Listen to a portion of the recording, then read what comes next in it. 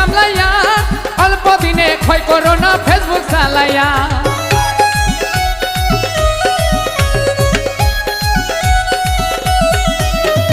যৌবনেরও ধাক্কা তুমি রাখো সামলাইয়া অল্প দিনে ক্ষয় করো না ফেসবুক চালাইয়া হ্যাং হইয়া যাইতে পারে গরম হইলে হইয়া যাইতে পারে গরম হইলে